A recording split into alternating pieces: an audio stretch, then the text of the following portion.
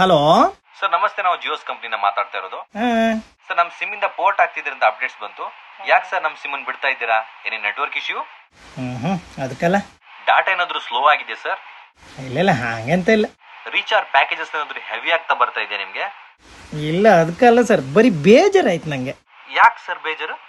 ಮೊನ್ನೆ ನಿಮ್ಮ sim company owner ಮಗನ ಮದುವೆ ಆಯ್ತಲ್ಲ ಸರ್, ಒಂದು ಮಾತು ಈಗ ನೀ ಹಾಗೆ ನನ್ನ ಮದಿ ಬನ್ನಿ ಅಂದ್ರೆ ಬೇಡ ಸಮಾನ ಊಟಕ್ಕರು ಕರೀತ್ರಿ ಅಂತ ಎಣಿಸ್ಕೊಂತ ಸರ್, ಅದಕ್ಕೂ ಕರೀಲ್ಲ.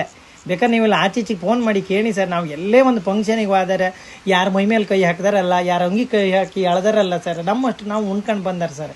ಒಂದು ಮಾತು ನಮ್ಮನ್ನು ಕರೀಲಕ್ಕೆ ಇದ್ದಿತ್ತಲ್ಲ ಸರ್, ಕಸ್ಟಮರ್ ಅಂದೇಳಿ ಕರೆದ್ರೆ ನೀವು ಎಷ್ಟು ಬೇಜಾರಾಯ್ತು ಗೊತ್ತಾ?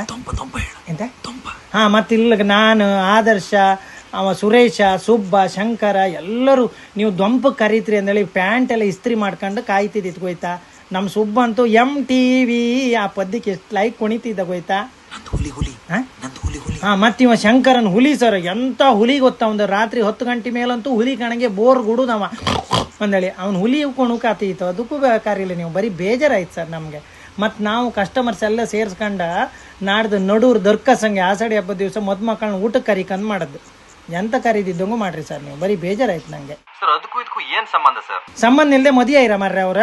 ನಿಮ್ದು ಒಂದು ಯಾಸು ನಾವು ತಿಂಗಳು ರೀಚಾರ್ಜ್ ಮಾಡೋಕೆ ನಾವು ಬೇಕು ಮಾರ್ರೆ. ನೀವು ಮನ್ಸರ್ ಕಣಂಗೆ ಒಂದು ಮದಿಗೆ ಕರೀಲ್ಲ ನೀವು. ಮದಿಗೆ ಸುಮ್ಮನೆ ಕಣಿಯುತ್ತೆ. ಅಯ್ಯೋ ಇದು ಕಾಲು ಜಾರತ್ತಲ್ಲ ಹೇಳ, ಇದು ಚಾವಡಿಗೆ ನೀರು ಕಾಣಿ ಇವರು ಬೀಸೋದಕ್ಕಂತ ಹಾಳಿ ಕಟ್ಟಿ ತಗೊಂಡು ಬಳಗ